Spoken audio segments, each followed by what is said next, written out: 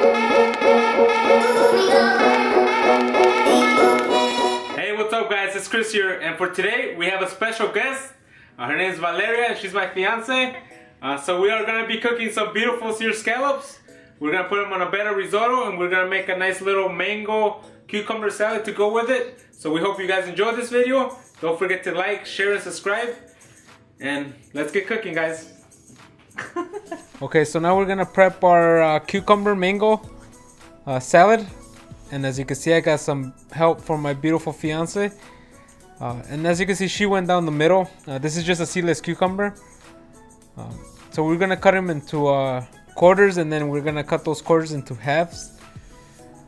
Here you could choose the size of the cucumber you want, but we went with a smaller cut just because it would be easier to kind of eat, and again, it'll pack more flavor than if we would have cut bigger chunks. But it's totally up to you guys what you guys want to do. So yeah, so like I said guys, she went half, and then half again, and then half again, and then she just went on and cut against them, and she ended up with these nice small medium-sized cucumbers. We went ahead and prepped it was a whole cucumber that we did, and as you can see, this is what you're looking for, guys. As you can see, the spoon is not that big, so you can fit a nice amount in the spoon. So now we're moving on to our mango. So next is our mango, guys. So for the mango, we went closest to the bone, I like to call it, or the seed, whatever you wish to call it, as possible. If you go too close, you might want to redo the cut, but go as close as you can. So as you can see, you'll end up with this beautiful half of just nice mango. So what you want to do next is just do slices down the middle. Again, we want a similar size cut that we did on the cucumber on the mango. So we're doing thin slices. When doing these slices, try to do them with a smaller knife. It'll just be that much easier. And you don't want to go too deep, because if you go too deep, then you're gonna eventually hurt yourself. Remember, the skin of the mango is not that thick, guys, so take your time on this, do it right. And then what you want to do is go against the slices you pre-did, and then you actually just pop the mango out and you get these nice little cubes that she has here. So what you do next is just grab your knife and sort of cut them away. It's a foolproof method, guys, very easy to do. Just be very careful, because remember, keep in mind that the skin of the mango is not that thick, so if you go too hard, too fast, you might break the skin and actually go into your hand. But as you can see, Valeria is getting as much of the mango as she can into the salad. And again, you don't have to go too close, just get the big chunks, is what you really want, into the salad. And as you can see, we got most of them here. By the way, she did an excellent job helping me, and kudos to her. She's watching this video. So as you can see now, we have the base of our salad.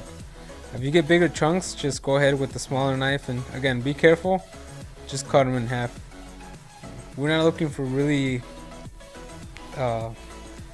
equal sizes, but similar, so don't worry if it's not the same size, if it's too big or too small. You want to get similar sizes, and this is actually what it ends up looking like. As you can see, the beautiful color, they're similar in size, so you got the nice contrast of the nice yellowish greenish color. So after we're done with prepping our cucumber and mango, what we're gonna do next is season with salt. So with the salt, you want to start off little by little, just because it's very difficult to come back after adding too much salt. Next, what we're gonna use is fresh ground black pepper. So with the ground black pepper, I tell people try to use fresh ground, just because it lets this aroma go, this texture. It just smells amazing. Just don't smell it too much, because you might end up sneezing on all your food. But the secret here is gonna be the mint. So mint leaves, they're very, very flavorful, very strong. They smell amazing. So we use these in this salad just because it's gonna give it that wow factor. So when whoever's eating this bites into this, they're gonna taste the sweetness of the mango, the freshness of the cucumber, and then they're gonna get the hint of the mint. And then that's what we're looking for, guys. Mix it all together, And now we move on to our entrees. So to start off our risotto, we're gonna be adding a little bit of olive oil to the pan. I kind of took the time to preheat this pan, and just for the sake of time. But again, you just want to start off with some nice hot oil. So as you can see here, I took the time to slice the mushrooms, finally diced the onions, and finally chopped the garlic. So we'll start off with the onions. We want these to get a little translucent. The only reason we didn't start off with the garlic or the mushrooms was because we want to keep the mushrooms kind of towards the end so they cook evenly, and the garlic so it doesn't really burn as fast. The onion can kind of hold heat better. So what we're trying to get with these onions is just get them translucent. As for my chicken stock over here, as you can see Valeria's hand in the way, we kind of took the time to kind of preheat it. You want to preheat any liquid that you're going to cook your risotto in, just because it'll make the cooking much faster and smoother. You don't want to start off, sorry for the shaky camera, you don't want to start off with a cold liquid, add it to a hot pan and wait for it to simmer. Risotto traditionally is a very creamy dish.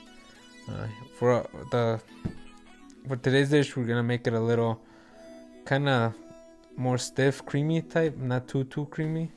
Next, what I did was I added the mushrooms and then the garlic also. So I'll just give this time, give it about 4 or 5 minutes, and let it sort of cook down. Remember, low heat. So it's been about the 4 or 5 minutes, and as you can see, our mushrooms are looking very nice in color. Our garlic hasn't burned, and our onions are looking very nice and translucent. What you want to do here is make a little space for the risotto that we're gonna add. For the risotto, we want to get it toasted a little bit before actually adding the liquid. We want to get it kind of light brown. We don't want to burn it, but we kind of want to get that color on it. Kind of open it up a bit. I did add a little bit of olive oil to the pan just to get that mixture kind of going. Make sure that every piece of risotto is kind of covered in oil. And then we're just gonna let this sit here, kind of get brown, and mix everything together. So we're gonna give it about a minute or two. So it's been that about a minute or two, and as you can see, our risotto is getting that nice color that we're looking for.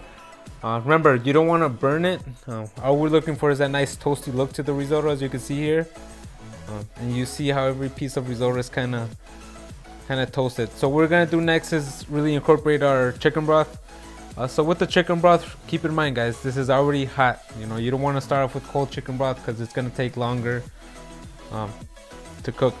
So this is nice and hot, so we're gonna start adding little by little. Remember, this is just to kind of slowly try and, you know, incorporate the broth and kind of get it to the tenderness that we want. You want to have a bite to it traditionally, but I like my rice kind of fully cooked. So we're gonna slowly kind of get to that point. We're gonna repeat this step around 2 or 3 times until the rice is where we want it and the consistency is also where we want it to be. So again, guys, remember, this is gonna take time, and you know, just let it do its thing. And it's been about 2 minutes, guys, and as you can see, the broth is completely gone. Remember, the rice isn't cooked at this point. You know, we're slowly introducing the broth. We're gonna slowly cook the rice. So what we're gonna do now is add more broth and repeat the same process that we did in the beginning. Just let it slowly absorb it, mix it every once in a while. You know, remember, slow and low. You want the rice to absorb all the flavor of the broth. So again, just introduce as much liquid and then let it absorb it, and then we'll repeat this process again in around 2 more minutes. So it's been about 2 minutes. So at this point, the broth again, it's gone. So what I'm gonna do is gonna add the rest of my chicken broth. I want to say it's halfway cooked. You can do it just by tasting a bit of it. If it still has a bite to it, then if you want to cook it more, you're more than welcome to, which is what I'm gonna do. I'm gonna let it simmer and just get it fully cooked. I want it soft.